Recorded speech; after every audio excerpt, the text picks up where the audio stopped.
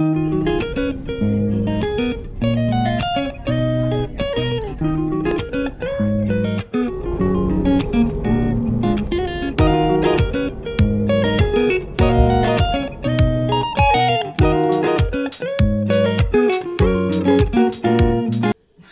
bonjour. Bonjour. Alexandrine. Merci de nous accueillir donc dans ton bel appartement. Hop, donc Alexandrine, membre de la formation IMO depuis maintenant 2 ans, c'est ça à peu près? Fin 2020.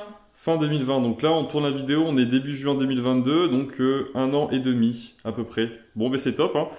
Elle est passée à l'action, donc là c'est le premier appartement, on va avoir du coup un autre bien qui lui est en travaux. Donc là on vous montre au tout début le produit fini, et ensuite on montrera du coup plus l'autre bien qui est en chantier.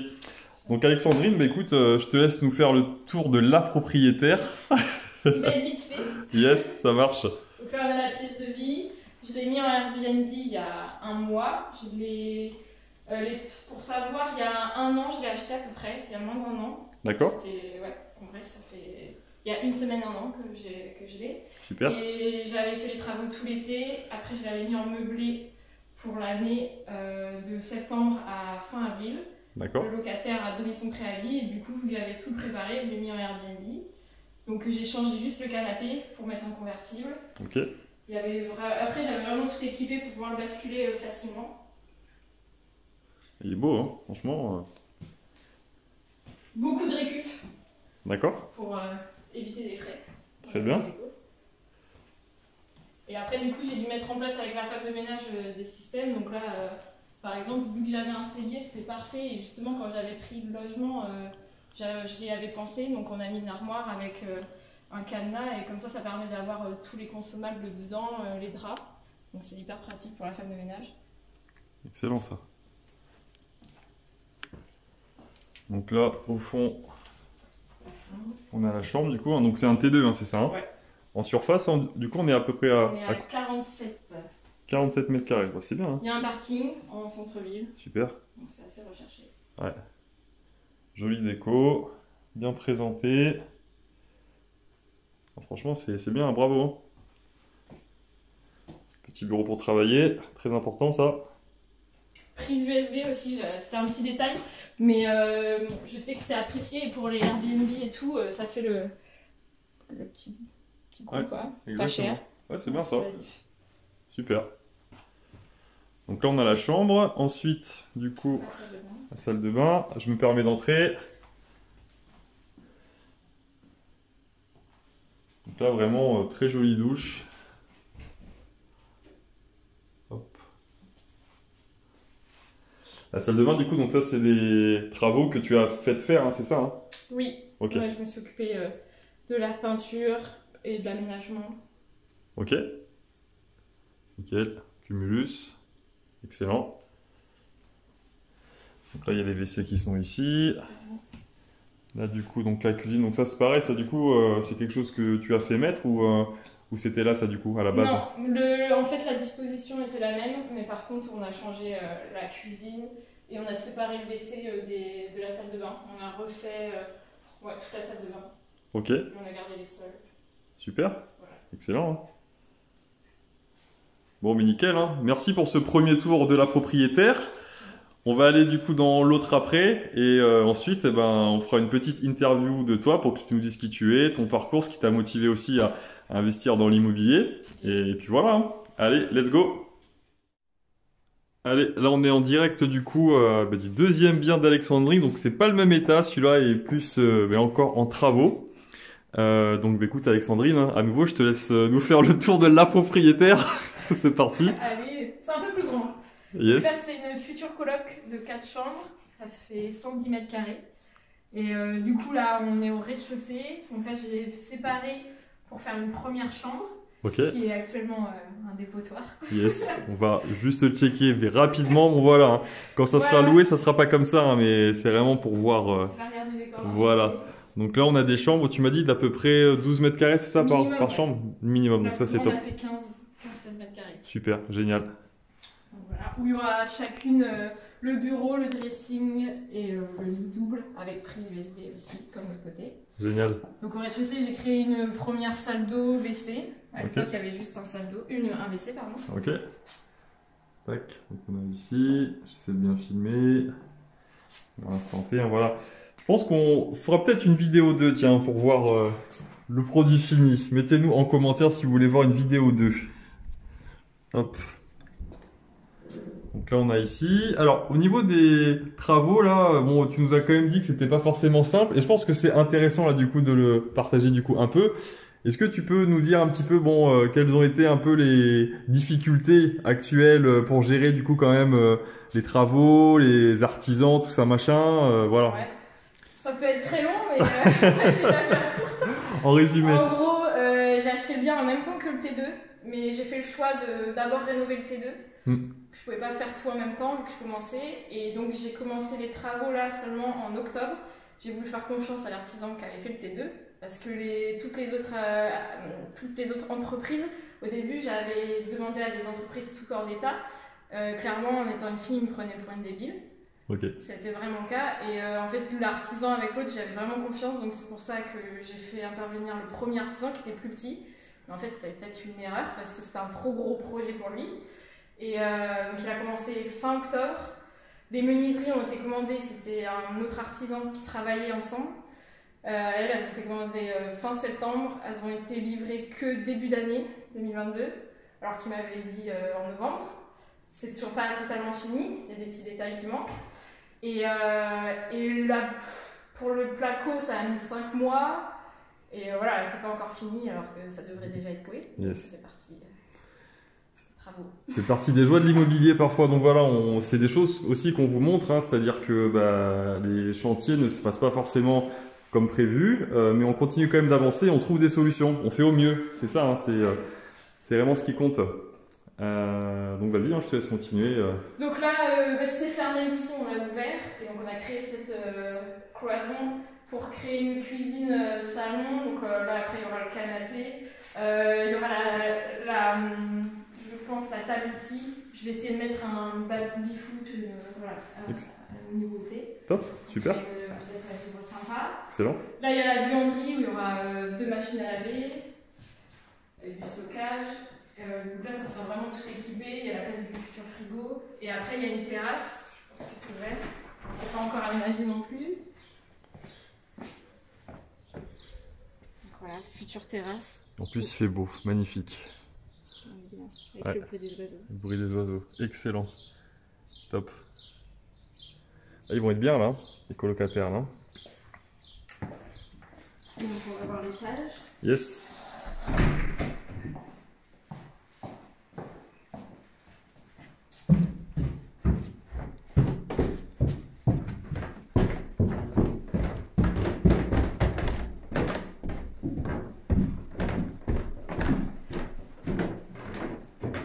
Il y a encore pas mal de boulot. Les 3 chambres là, sont dans le même état. Donc il y a encore toutes les peintures à faire, tous les sols à nettoyer. Ouais. 3 beaux volumes. 3 beaux volumes, hein, franchement, nickel. Hein. Ouais.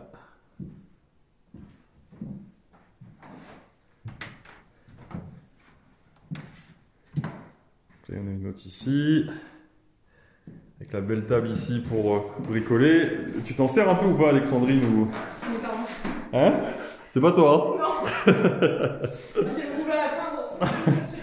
Ah, c'est bien déjà, hein, la peinture et tout, c'est cool. Et là, je crois que tu nous as dit que dans cette chambre-là, tu comptais garder ce magnifique luminaire d'époque. Donc, moi, je trouve que c'est bien, c'est magnifique. C'est vintage. C'est vintage, c'est tendance, c'est parfait. Ok, parfait. Et après, on retrouve pareil une deuxième salle d'eau, deuxième WC, même ça. disposition. Voilà, WC Pour les ici. bacs, c'était plus simple. Ouais, donc là, c'est bien. Donc là, pour les 4, du coup, ils auront 2 salles de bain et 2 WC pour 4. Ouais, c'est très bien, ça, c'est parfait. Super. Bon, mais nickel. Donc, on est de retour dans le tout premier appartement d'Alexandrine. Donc déjà, merci beaucoup pour ces 2 visites, c'est top. Maintenant, du coup, si tu pouvais nous en dire un peu plus sur toi, qui tu es, qu'est-ce qui t'a motivé du coup à te lancer dans l'immobilier, et puis voilà, c'est à toi. Ok. Alexandrine, qui est née depuis 2016. Encore une kiné, hein. Voilà. Il n'y a que ça ici, hein. De Bordeaux aussi, enfin d'école de Bordeaux. Ok. Toi non. Et comment j'en suis venue là, surtout au Covid, ça a été vraiment le déclic. Où premier confinement, pas de travail, donc pas d'argent, mais des charges. Et là, grosse claque, surtout quand tu passes de 45 heures à rien. Et donc grosse remise en question. Et deuxième confinement, 11 novembre, il pleut, et là je tombe sur une vidéo de Mickaël et t'aider à un kiné que je connaissais. Et du coup, en fait, de fil en aiguille, là, Instagram, je suis tombée sur plein de comptes IMO. Et vu que ça m'avait toujours intéressée, je me suis dit, génial quoi. Enfin, de découvrir que je pouvais me faire de l'argent avec l'IMO, je savais pas. Donc j'ai pris ta formation. C'était vraiment un engagement envers moi-même. Je me suis dit, je paye une petite formation, je suis obligée de passer à l'action. Et c'est comme ça que j'en suis là maintenant. Bon, mais c'est top ça, hein. Du coup, est-ce que tu peux nous en dire un petit peu plus là, sur un peu les processus que tu as mis en place? Parce que c'est vrai qu'il y a des personnes qui prennent des formations, qui vont lire ou autre, mais quand on les voit 2 ans après, ils n'ont pas forcément fait grand-chose, ils attendent très souvent le moment parfait. Toi, finalement, tu as pris la formation, donc si je me rappelle, c'était en novembre 2020, c'est ça, à peu près? Voilà, donc là, on tourne cette vidéo, on est début juin 2022, donc 1 an et demi après. Mais voilà, qu'est-ce que tu as mis en place? Enfin, comment est-ce que tu as fait pour avoir maintenant ces 2 biens immobiliers? Je pense que j'avais vraiment l'envie déjà. J'ai toujours eu envie d'investir, mais je pensais pas que c'était possible. Enfin, moi, j'achète, c'est acheter la résidence principale, sauf que je déménageais tous les 2 ans, donc c'était pas trop possible. Et là, le fait de savoir vraiment que je pouvais allier l'investissement avec du plaisir, parce que la pierre, ça me plaisait vraiment, j'avais vraiment une source de motivation. Donc une fois que j'avais acheté la formation, c'était parti. Je m'étais déjà renseignée auprès des banques pour acheter, donc ils savaient que je voulais investir, mais ils m'avaient présenté du Pinel, des choses comme ça, donc je devais sortir de l'argent, et là j'apprenais que je pouvais avoir des biens où j'allais gagner de l'argent, donc c'était tout bénef. Donc en fait, j'ai pas trop réfléchi. Une fois que je me suis formée l'hiver, novembre, j'ai regardé tous les webinaires gratuits possibles, parce qu'à ce moment-là, il n'y avait pas d'événements, il y avait encore les confinements, donc c'était tout sur Internet. J'ai regardé tous les comptes Instagram possibles, toutes les vidéos YouTube aussi. Et après, j'ai commencé à faire l'étude de marché en décembre. En janvier, je faisais des visites. En février, je faisais des offres. En mars, les 2 compromis. Et puis voilà. Et en juin, après, j'avais les 2 biens. C'est top, hein, bravo, hein. Ouais. Franchement, excellent. Quels pourraient être les conseils que tu donnerais là, justement à des débutants qui sont comme toi il y a un peu moins de 2 ans, qui sont dans cette phase-là où l'immobilier les intéresse, qui veulent se lancer mais qui ne savent pas trop forcément encore par quoi commencer? Franchement, la formation pour moi, ça a été primordial. C'est bateau, mais maintenant de nos jours, on trouve tout sur Internet. Et tu peux pas t'en priver, tout est gratuit. Enfin voilà, tu peux y accéder gratuitement. Après, de payer une petite formation, moi ça a été vraiment le déclic, parce qu'après tu peux avoir trop d'informations différentes, tu peux t'y perdre aussi. Donc d'avoir quelque chose de cadré avec une trame, ça aide. Et donc pour moi ça c'est la base. Et après, de plein de façons différentes en fait, c'est ça, c'est que au lieu de regarder la télé, tu lis un livre, au lieu de regarder Netflix, tu regardes des webinaires et tout. Et après la formation aussi, quand ça a pu être en présentiel, ça a été vraiment génial, ça a permis de faire des rencontres, et là de s'entourer, ça a été vraiment aussi la chose qui a fait changer aussi mon état d'esprit, quoi. On en parlait avant, c'est ça aussi qui a été top. Et quand tu parles là de l'entourage, est-ce que le fait là que tu t'entoures mieux, est-ce que tu penses que c'est ça qui t'a quand même aussi aidé à passer à l'action ou pas du coup? Non, quand j'ai acheté, j'avais personne. Justement, j'ai fait vraiment ça dans mon coin avec ton aide, mais j'avais personne encore dans l'IMO vraiment. Mais après, c'est ma vision des choses. Je l'ai fait en mode complément de revenus. Où oui, au Covid, je me retrouvais sans rien, je me suis dit il faut absolument que j'ai une autre source de revenus que mon métier. Et après, quand j'ai rencontré d'autres personnes, j'ai vu tout ce que ça pouvait m'apporter en supplément. Et donc là, ça change. Et aussi, du coup, ça te motive. Tu sais, voilà, c'est pareil, tu sais pourquoi tu le fais, quoi. tu arrives à comprendre pourquoi tu le fais. Et d'avoir une source de motivation aussi, c'est hyper important. Parce que déjà, si t'aimes pas l'IMO, faut pas le faire. Moi, je savais que j'aimais ça, mais pas autant. Là, je m'éclate. Et si t'aimes pas, franchement, vu le temps que tu passes, faut pas y aller, quoi. Ok. Ça, c'est super important. Alors du coup, est-ce que tu pourrais nous parler, encore une fois là pour les débutants, des quelques erreurs peut-être que tu as faites et que au final tu aurais peut-être pu éviter. Alors en sachant que le passage à l'action, forcément, même si on est très bien formé, le passage à l'action engendre forcément parfois des petits couacs, mais ça c'est normal, hein. C'est le processus. Voilà, quelles sont selon toi, je pense, les erreurs à éviter quand tu te lances pour faire en sorte que ça se passe vraiment, je dirais, du mieux possible? S'éparpiller, je D'accord. pense, vouloir trop faire. Là, d'avoir fait les deux bien en même temps, je regrette pas du tout. Mais du coup, voilà, le deuxième est toujours pas fini. Et peut-être que si je serais partie sur un seul, j'en aurais eu un autre. Après, je regrette vraiment rien. Là, ça m'apprend vraiment. Et ça va avec. Du coup, je délègue pas assez. Et ça, c'est un manque de confiance. Après, je pense que ça vient aussi au fur et à mesure du temps. Après, le souci, c'est que comme je dis, j'aime bien l'IMO. Il y a plein d'étapes, il n'y a pas grand chose que j'aime pas dans l'IMO. Donc, quand t'aimes, tu fais. Alors que quand t'aimes pas, tu délègues plus facilement. Mais c'est vrai que je sais qu'il faudrait que je délègue davantage. Et ouais, surtout s'éparpiller. Et en fait, t'as tellement de possibilités qu'il faut que tu arrives à te cadrer. Là, voilà, je suis partie sur un T2 meublé, après une coloc, donc j'ai dû me former sur les deux. Après, je me suis formée sur la LCD. C'est beaucoup de choses, donc ça prend beaucoup de temps. Mais après, c'est intéressant. C'est comme ça que tu apprends. Ouais, t'aimes bien ça de toute façon. Oui. C'est ça, c'est cool. J'aime bien diversifier maintenant, c'est ma lubie. Okay. Je peux pas me mettre dans un seul panier. Ok, top, super. Et du coup, quelles sont toi maintenant, je dirais, tes ambitions, tes envies? Donc là, du coup, tu as deux biens. L'immobilier, c'est quelque chose qui te plaît.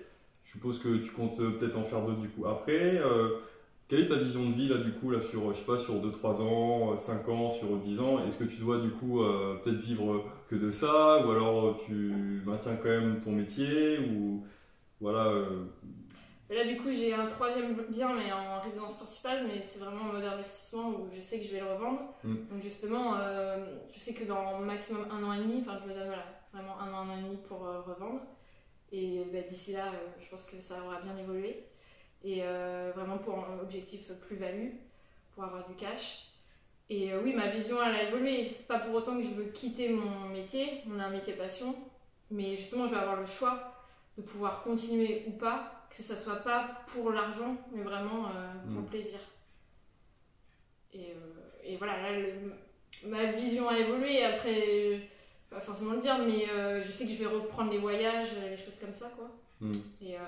Et du coup, mes objectifs, ils sont tracés et ça motive. Ok, top, super. Et du coup, petite question là, que je pose un peu à tout le monde.